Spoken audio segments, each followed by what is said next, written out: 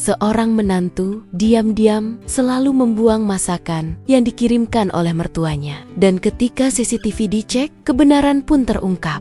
Apa yang sebenarnya terjadi? Sebelum memulai ceritanya, jangan lupa klik subscribe dan tuliskan di kolom komentar dari kota mana kalian menonton. Lastri adalah seorang ibu yang pandai memasak. Namun karena ia tinggal sendiri, ia sering membagikan masakannya kepada para tetangga, termasuk putra sematawayangnya Rizky dan menantu perempuannya Alia. Rizky dan Alia tinggal di sebuah rumah mungil tak jauh dari Lastri, hanya terpaut beberapa blok. 3 kali dalam seminggu, Lastri akan mengantarkan sendiri rantang berisi hidangan istimewa itu. Ia datang ketika Rizky sudah berada di kantor, sehingga Alialah yang menerima makanan itu. Suatu sore di hari Minggu yang cerah, Rizky memutuskan untuk menjenguk ibunya sendirian. Ia ingin menghabiskan waktu berkualitas dengannya. Mereka duduk santai di teras rumah Lastri, menikmati secangkir teh hangat dan sepiring kue cucur buatannya. Obrolan mengalir ringan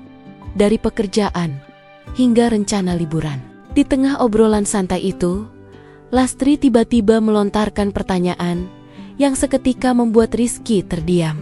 "Bagaimana, Nak? Masakan ibu kemarin lusa? Enak, nasi bakar jamur dan sup ayam kremes itu kan kesukaanmu berdua. Alia suka kan?" Rizky mengerutkan kening, mencoba mengingat. "Masakan apa, Bu?" "Oh, kemarin lusa Alia masak nasi goreng seafood kok. Dia memang lagi pengen itu." Lastri tergelak kecil, namun ada nada kebingungan di suaranya. "Loh, kok begitu? Ibu kan kirim itu kemarin lusa."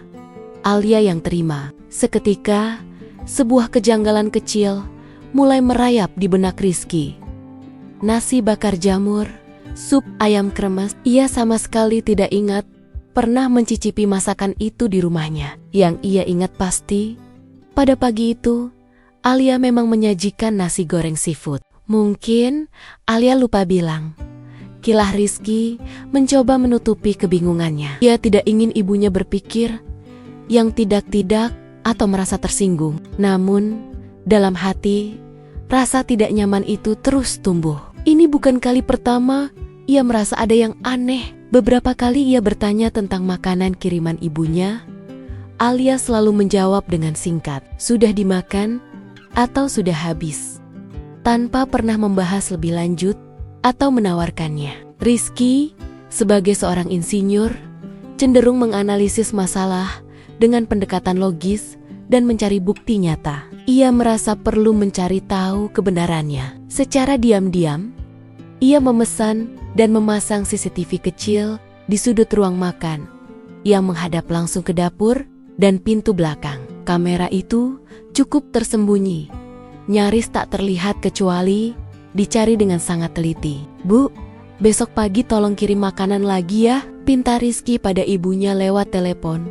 Sebuah permintaan yang tidak pernah ia lakukan sebelumnya. Lastri tentu saja senang tak kepalang, merasa anaknya merindukan masakannya. Ia berjanji akan menyiapkan hidangan istimewa. Esok paginya, setelah Rizky berangkat kerja, Lastri datang membawa bungkusan makanan seperti biasa. Dari pantauan CCTV di ponselnya, Rizky menyaksikan adegan yang tak disangka-sangka. Sebuah pemandangan yang membuat hatinya berdesir perih. Alia menerima makanan itu dengan senyum manis seperti biasa, mengantar Lastri hingga ke pintu. Tapi begitu Lastri pergi dan pintu tertutup rapat, senyum di wajah Alia menghilang seketika. Raut wajahnya berubah menjadi datar, bahkan sedikit muram. Dengan gerakan cepat dan tanpa ragu, ia mengambil kantong plastik hitam besar dari bawah wastafel, memasukkan bungkusan makanan dari Lastri ke dalamnya,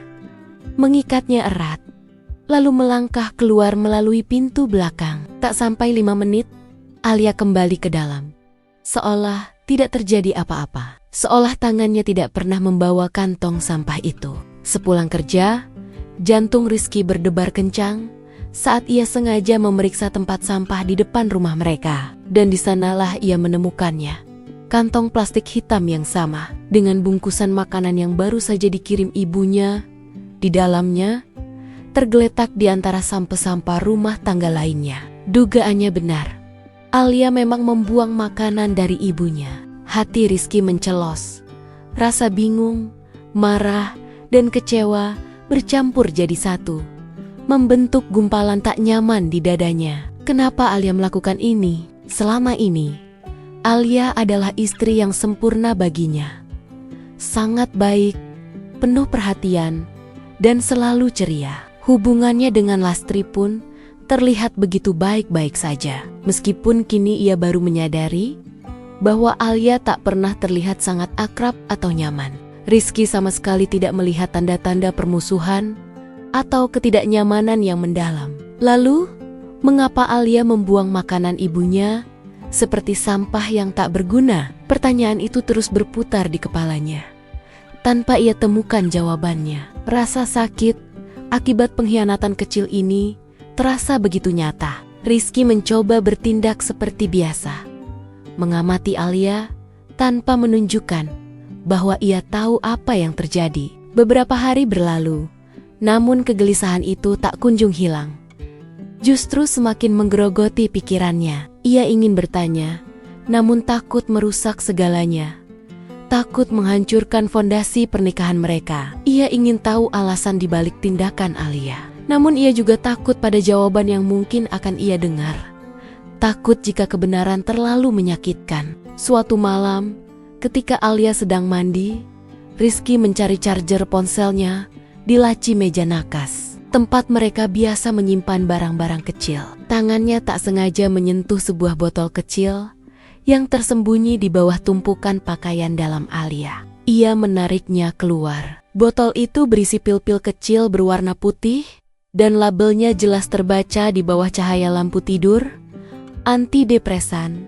Nama dokter dan apoteknya pun tertulis di sana. Rizky terkejut bukan kepalang. Antidepresan, Alia depresi dan menyembunyikannya darinya? Seketika, kepingan teka-teki mulai menyatu. Mungkinkah ini ada hubungannya dengan sikap Alia terhadap makanan ibunya? Dengan depresi yang disembunyikan itu, Rizky menarik napas panjang, menguatkan hati. Ia tahu, ia tidak bisa diam lagi. Beban kebohongan dan rahasia ini terlalu berat untuk dipikul sendirian. Malam itu, setelah Alia selesai mandi dan bersiap tidur, Rizky duduk di tepi ranjang. Ia memegang botol obat itu di tangannya. Alia, panggilnya lembut, namun suaranya terdengar berat di telinganya sendiri. Alia menoleh. Matanya langsung tertuju pada botol di tangan Rizky. Wajahnya yang semula tenang, seketika memucat. Senyumnya lenyap, digantikan ekspresi ketakutan. "Mas, itu," suaranya tercekat di tenggorokan. Tak mampu melanjutkan. Rizky menatapnya. Matanya dipenuhi pertanyaan dan kepedihan. "Kenapa kamu minum obat ini, sayang? Dan kenapa kamu tidak pernah cerita padaku?" Ia sengaja tidak langsung membahas soal makanan. Ingin Alia membuka diri terlebih dahulu. Melihat ekspresi lembut namun tegas dari suaminya, benteng pertahanan Alia runtuh. Air mata yang selama ini ia tahan mulai menetes, membentuk jejak di pipinya. Aku tidak mau kamu khawatir, Mas," bisiknya. Suaranya bergetar menahan isak tangis. "Lebih mengkhawatirkan lagi jika kamu menyembunyikannya dariku, sayang. Apa yang sebenarnya terjadi? Ada apa denganmu?" Rizky menarik Alia mendekat, memeluknya erat, mencium puncak kepalanya. "Dan aku juga tahu soal makanan ibu.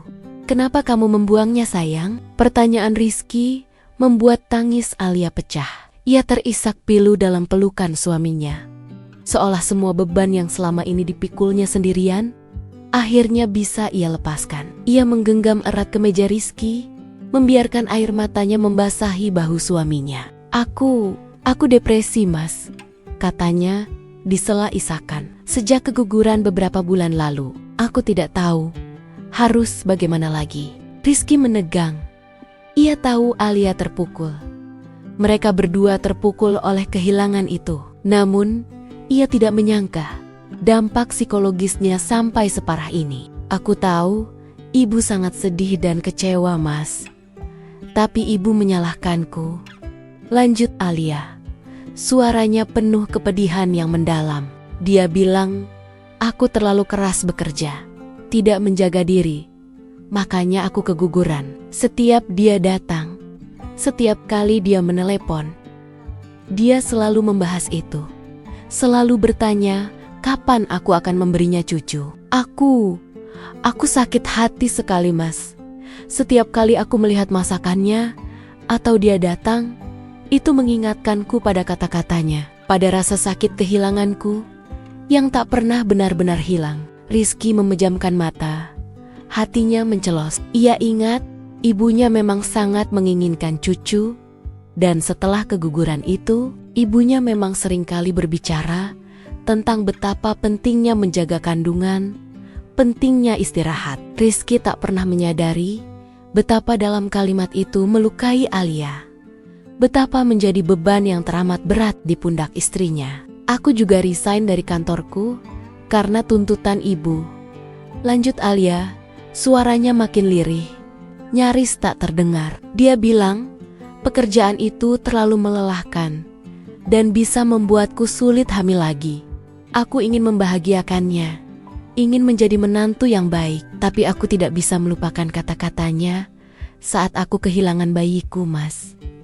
Itu selalu menghantuiku. Rizky merasa bagai tersambar petir. Alia resign karena ibunya selama ini. Ia mengira Alia resign dari pekerjaan karena keinginannya sendiri. Ia merasa menjadi suami yang sangat tidak peka.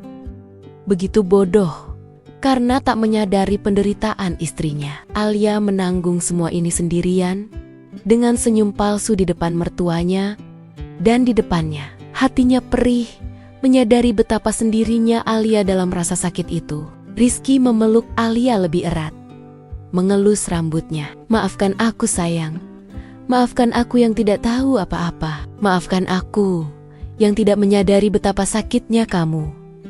Aku minta maaf. Ia menciumi kening Alia berkali-kali. Air matanya sendiri mulai menetes. Kita akan lalui ini bersama. Aku di sini untukmu. Mulai hari itu, Rizky mendampingi Alia dengan seluruh perhatian dan dukungannya. Ia langsung membawa Alia ke psikolog yang direkomendasikan temannya. Ia ikut dalam setiap sesi konseling, duduk di samping Alia, belajar memahami apa yang istrinya rasakan dan bagaimana cara mendukungnya dengan benar. Dengan bimbingan psikolog, Alia perlahan mulai bisa membuka diri. Tidak hanya kepada Rizky, tetapi juga kepada Lastri. Proses ini tidak mudah, penuh air mata dan pengakuan yang menyakitkan. Namun Rizky selalu ada di sana, menjadi sandaran bagi Alia. Rizky juga berbicara empat mata dengan ibunya, menjelaskan situasi Alia dari sudut pandang istrinya. Lastri terkejut dan sedih mendengarnya. Ia tidak menyadari bahwa kata-kata yang ia ucapkan karena rasa khawatir dan keinginan tulusnya untuk memiliki cucu justru telah melukai hati Alia begitu dalam. Dengan mata berkaca-kaca, Lastri mendatangi Alia. Ia memeluk menantunya dengan erat, meminta maaf tulus atas segala kata-kata dan tuntutan yang tanpa ia sadari telah menjadi beban. Alia pun dengan hati yang mulai lapang dan jiwa yang mulai membaik, membalas pelukan mertuanya. Proses penyembuhan tidak instan, membutuhkan waktu, kesabaran, dan pengertian dari semua pihak. Tetapi dengan dukungan penuh dari Rizky, bimbingan psikolog, dan pengertian yang mulai tumbuh dari Lastri, Alia perlahan mulai bangkit, menemukan kembali senyum tulusnya. Setahun kemudian, sebuah kabar gembira yang telah lama dinanti-nanti datang. Alia positif hamil lagi. Kali ini, kehamilan itu disambut dengan kebahagiaan yang tulus, tanpa beban masa lalu, tanpa trauma yang membayangi. Rizky dan Alia bersama Lastri menantikan kehadiran anggota baru dalam keluarga mereka. Sebuah bukti bahwa kasih sayang, pengertian, kejujuran, dan dukungan tak terbatas adalah fondasi terkuat dari sebuah ikatan keluarga yang tak tergoyahkan.